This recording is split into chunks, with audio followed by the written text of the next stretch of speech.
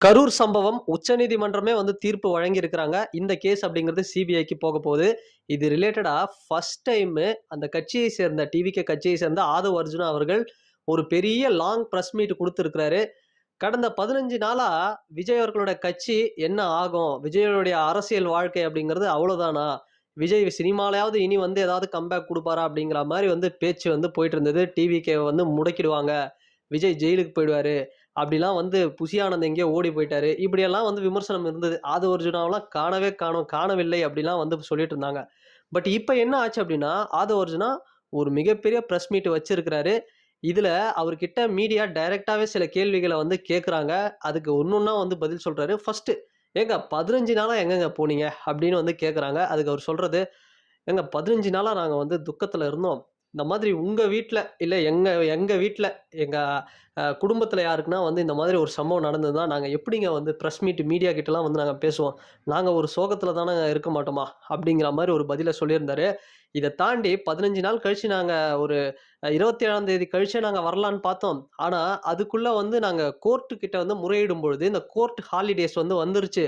அதனால இந்த கேப்ல என்ன பண்ணாங்க அப்டின்னா, திமுக டிவிகே மேல மிகப்பெரிய அவதூறுகள வந்து சொல்லிட்டாங்க.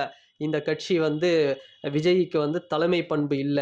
நடந்த எல்லாத்துக்குமே டிவிகே தான் காரணம். இப்டிங்கிற மாதிரி ஹோம் செக்ரட்டரியா பார்த்தோம்னா, ஹை கோர்ட் தலையிட்டு அவ்ளோ அவசர அவசரமா வந்து மெட்ராஸ் ஹைகோர்ட் என்ன பண்ணிட்டாங்க, டிவிகே வந்து இந்த கட்சி ஒரு தலைமை பண்பு இல்ல. இந்த கட்சி வந்து ஒரு மாதிரி சொல்லிட்டாங்க. விஜய் அவர்கள் தான் முக்கிய A1 குற்றவாளி அப்படிங்கிற மாரி சொல்லிட்டாங்க. எங்களுக்கு என்ன பண்றதுன்னே தெரியலங்க. அப்படிங்கிற மாதிரி ஒரு சில இதெல்லாம் சொல்லியிருந்தாரு. முழுக்க முழுக்க டிஎம்கே எங்க மேல வந்து தவறா சித்தரிச்சு காமிச்சுட்டாங்க. கடந்த 1 வாரத்துல நாங்க பேச நீதிமன்றத்த வந்து நாடுறதுக்குள்ள எங்க மேல வந்து அவதூறு பரப்பிட்டாங்க. இப்படிலாம் ஒரு சில விஷயத்த வந்து சொல்லிட்டு இருக்கிறாரு. இத தாண்டி அக்டோபர் 1ஆம் தேதியிலிருந்து தான் ஆதவ் அர்ஜுனா அவர்கள் வந்து டெல்லிக்கு போனாராம். டெல்லிக்கு போயிட்டு அங்க இருக்கக்கூடிய ஸ்பெஷல் சீனியர் அட்வொகேட்ஸ் அதாவது லாயர்ஸ் எல்லாம் போய் பார்த்தாராம். அவங்க கிட்ட முறையிடும் பொழுது, அப்ப கூட டிஎம்கே என்ன பண்ணாங்களாம் இவங்கள, இந்த மாதிரி நீங்க வந்து யாரும் டிவிகேக்கு ஹெல்ப் பண்ணக்கூடாது அப்படிங்கிற மாதிரிலாம் சில விஷயம் சொன்னாங்க. ஆனா நாங்க எங்களுடைய நியாயத்தையும் ந ந சரியா நாங்க சில விஷயங்கள சொன்னோம். அதனால வந்து எங்களுக்கு இப்ப வந்து ஓரளவுக்கு சப்போர்ட் இருக்கு அப்படிங்கிற மாதிரி விஷயத்தெல்லாம் சொல்றாரு. சரி இத தாண்டி இந்த பாதிக்கப்பட்டவங்களுக்கு நீங்க என்னங்க பண்ண போறீங்க? இவ்வளோ பேர் பாதிக்கப்பட்டுருக்காங்க. அதுல சிலர் வந்து மனு குடுத்துருக்காங்க. சில பேர் மனு குடுக்கல. சில பேர் மனு குடுக்காமலே அவங்க பேரும் வந்திருக்கு. இவங்களுக்கெல்லாம் நீங்க என்னங்க சொல்ல போறீங்கன்னு கேட்டதுக்கு, பாதிக்கப்பட்டவங்க எங்களுடைய உறவுங்க. எங்களோட சொந்தங்க. எங்க தலைவர் மீளா சோகத்துல இருக்கிறாரு. நாங்களும் வந்து ரொம்ப கஷ்டத்துல இருக்கோம். இது மட்டும் கிடையாது. டிஎம்கே எங்கள வந்து பழி வாங்குறாங்க. நெறைய பேர் வந்து இந்த மாதிரி சோசியல் மீடியால வந்து அரெஸ்ட் பண்றாங்க. அதே மாதிரி மாவட்ட செயலாளர்கள் எங்க கட்சியில இருக்கிறவங்களலாம் வந்து அரெஸ்ட் பண்றாங்க. நேத்து கூட பார்த்தோம்னா, ஒரு நிர்வாகி அரெஸ்ட் பண்ணாங்க. இந்த மாதிரி வந்து டிஎம்கே பண்ணிட்டு இருக்காங்க. அப்படிங்கிற மாரி ஒரு குற்றச்சாட்ட வைக்கிறாரு. இத தாண்டி இந்த பாதிக்கப்பட்ட போறவங்களுக்கு நாங்க வந்து சும்மா விடமாட்டோம். அவங்க எங்களுடைய உறவுகள். நாங்க வந்து அவங்கள பர்சனல் அடாப்ஷன் பண்ண போறோம். தத்தெடுக்க போறோம். அப்படின்னு வந்து சொல்றாரு. நாங்க வாழ்நாள் முழுக்க அவங்க கூட இருந்து டிவிக்கு சப்போர்ட் பண்றோம். அதுவும் ஆதவ் அர்ஜுனா, நான் வந்து பர்சனலா வந்து சில பேர நான் வந்து இவங்கள கேர் பண்ண போறேன் அப்படிங்கிற விஷயத்தையும் வந்து சொல்றாரு. இனி சில கட்சிகள் வந்து மலர் வளையம் ஃபர்ஸ்ட் டே வந்து வச்சுட்டு சும்மா காசு குடுத்துட்டு போறது, இது மட்டுமே கிடையாதுங்க.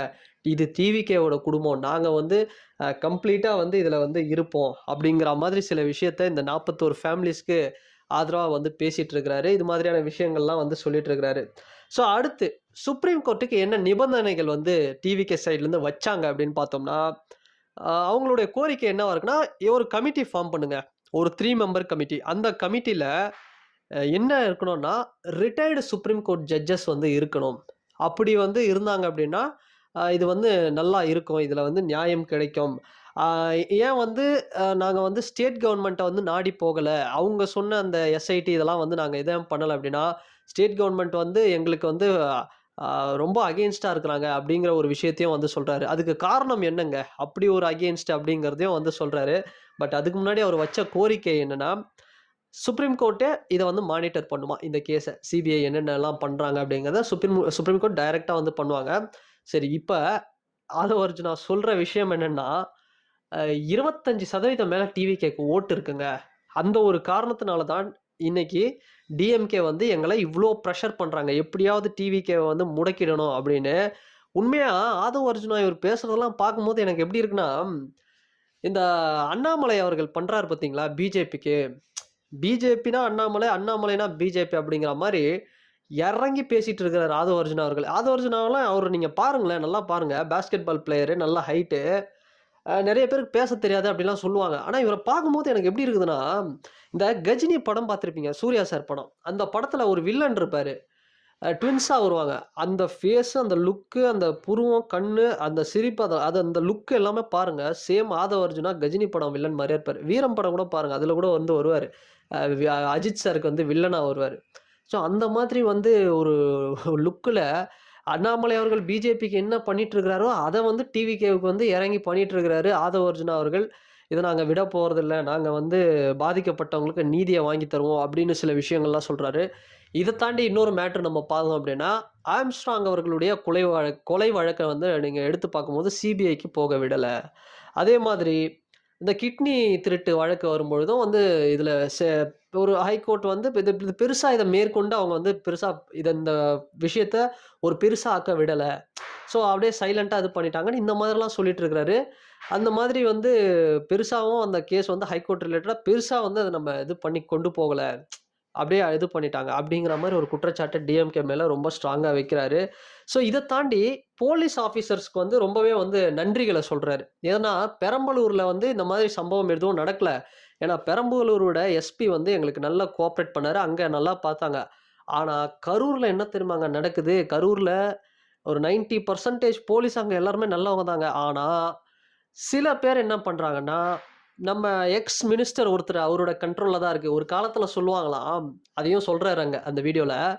மதுரை அப்படிங்கிறது அழகிரி அவருடைய கண்ட்ரோல்ல இருந்துதாம். அழகிரி அண்ணனே வந்து இப்ப அடங்கிட்டாரு. ஆனா, கரூர்ல இருக்கக்கூடிய எக்ஸ் மினிஸ்டர் ஒருத்தரு, அவரோட கண்ட்ரோல்ல தான் கரூரே இயங்கிட்டு இருக்குது. அதனால போலீஸ் அவங்க மேலயும் நம்ம குறை சொல்லி எந்த ஒரு இதுவும் இல்ல. அப்படிங்கிற மாதிரி ஒரு சில விஷயத்த வந்து சொல்றாரு.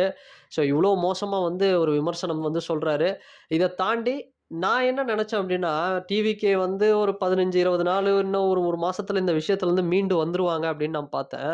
ஆனா, இந்த விஷயம் அப்டிங்கிறது இப்ப தான் இன்னும் பெரிய லெவல்ல அடுத்த லெவலுக்கு போது அப்டின்னு சொல்லலாம்.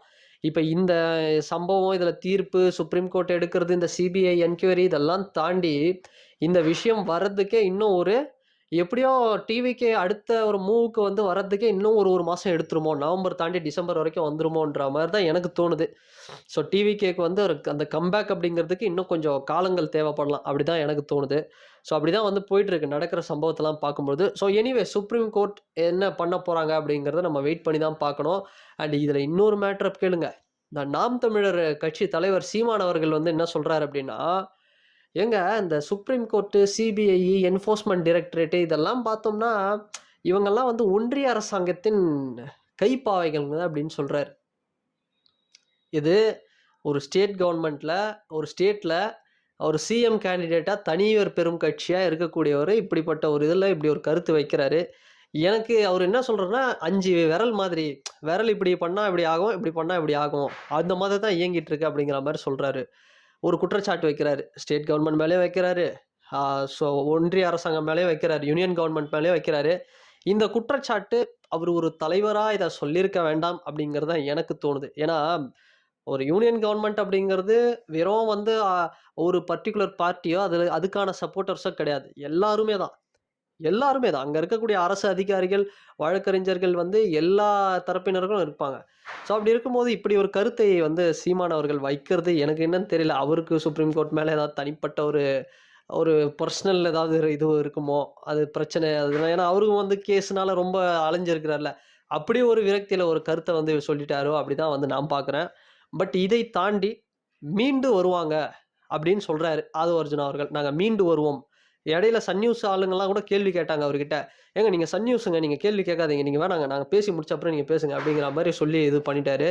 பட் இத தாண்டி அந்த 41 ஃபேமிலியையும் நாங்க மீட்டு, அவங்களுக்கு நீதிய வாங்கி குடுத்து, நாங்க ஒரு பெரிய ஒரு கம்பேக் தருவோம். நாங்க மிகப்பெரிய எழுச்சியில வருவோம். நீங்க பாருங்க வெயிட் பண்ணி அப்படிங்கிற மாரி கான்ஃபிடென்ட்டா சொல்றாரு. விஜய் அவர்கள் மாதிரியே கான்ஃபிடென்ட்டா வெற்றி நிச்சயம் அப்படிங்கிற மாரி சொல்றாரு. ஸோ எனிவே நம்ம வெயிட் பண்ணி தான் பார்க்கணும். இந்த விஷயத்துல சிபிஐ என்ன மாதிரியான என்கொயரி பண்ண போறாங்க? சுப்ரீம் கோர்ட் என்ன தீர்ப்பு வழங்க போறாங்க? டிவிகே மேல தப்பா? டிஎம்கே மேல தப்பா? ஆனா ஒரு விஷயம் புரிஞ்சிருச்சுங்க. இது வந்து ஸ்டேட் கவர்ன்மென்ட், யூனியன் கவர்ன்மென்ட் அப்படி இப்படின்னு போயிட்டு, கடைசியில இது வந்து DMK versus TVK, TVK versus DMK அப்படிங்கிற மாதிரி தான் இந்த ஃபைட் அப்படிங்கிறது போயிட்டுருக்கு. இது என்ன எங்கே போய் முடிய போகுதுன்னு தெரில. இது இன்னும் எவ்வளோ நாளுக்கு இந்த விஷயம் எப்போ அது சரியான தீர்ப்பு வரப்போகுது ஒன்றுமே காலம் தான் பதில் சொல்லணும். ஸோ உங்களுடைய கருத்து என்ன? இன்னைக்கு ஆதவ அர்ஜுனா அவர்கள் வச்ச கோரிக்கை, அவர் டிஎம்கே மேலே வச்ச குற்றச்சாட்டு, டிஎம்கே சைட்லேருந்து அவங்க மேலே டிவிகே மேலே வச்ச குற்றச்சாட்டு. ஸோ இதில் விஷயங்களில் நடந்தது என்ன? இல்லை நடக்க போவது என்ன? அதே மாதிரி இது எப்படி முடிய போகுது இந்த விஷயம் அப்படிங்கிறத உங்களுடைய கருத்துக்கள் ரொம்ப முக்கியங்க. ஏன்னா நீங்கள் பார்த்துட்டு இருக்கீங்க ஆடியன்ஸாக எல்லா விஷயமும் பார்க்குறீங்க. ஆதவ அர்ஜுனா இன்னைக்கு சொன்ன கருத்து, சுப்ரீம் கோர்ட்டுக்கு அவர் வச்ச கோரிக்கைகள், இதெல்லாம் வந்து நீங்கள் பார்த்துருப்பீங்க. ஸோ உங்களுடைய கருத்துக்களை நீங்கள் தயவுசெய்து இந்த கமெண்ட் செக்ஷனில் மறக்காமல் பதிவிடுங்க. அண்ட் இந்த வீடியோ பற்றின உங்களுடைய கருத்துக்கள் என்ன அப்படிங்கிறத மறக்காமல் பதிவிடுங்க. அண்டு இந்த வீடியோ பிடிச்சிருந்தா லைக் பண்ணுங்கள், ஷேர் பண்ணுங்கள், கமெண்ட் பண்ணுங்கள், சப்ஸ்கிரைப் பண்ணுங்கள். அண்ட் வேறு ஒரு வீடியோவில் வேறு ஒரு கான்டென்ட்டில் நான் உங்களை பார்க்குறேன். பாய்.